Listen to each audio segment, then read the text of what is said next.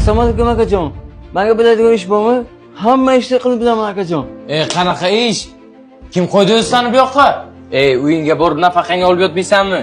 Chiq eshikdan bor, senga ish yo'q. To'xta. Nima qilganing bu? Bor, ishingni qilaver.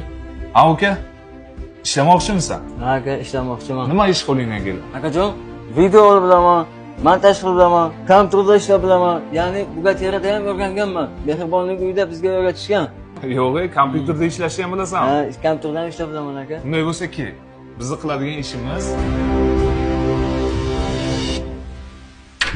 Kim bor?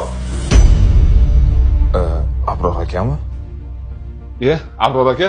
Assalomu alaykum. Tinchlikmi akajon? Shaxsan o'zingiz kelibsiz? Bizning kompaniyamiz uylarini sotuvi bilan kim shug'ullanyapti? Mana biz shug'ullanyapmiz aka.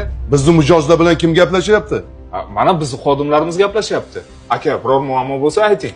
O'sha qaysi xodimimiz? Ko'rsating menga. Mana Pyotr. Yaxki. Labay. Mana shu bola shug'ullanyapti. Rostdan shumi? Ha? Nima qilib qo'yganingni bilasanmi, uka? Yo'q akajon, tinchlikmi? Aka, biror muammo bo'lsa, men o'zim bartaraf qilaman. Sen nima qilganingni bilasanmi? Yo'q.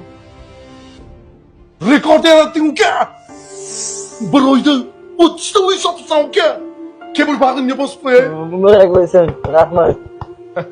Shahzodjon, kompaniyamiz nomidan bir xonalik uyni shunga sovg'a qilyapmiz. Ana, mehnatlaring natijasi bu. Bizni sotuv bo'limiz hatto bu ishni qila olmadi. Mana shu bir xonalik uy sizga, ukajon. Rahmat akajon.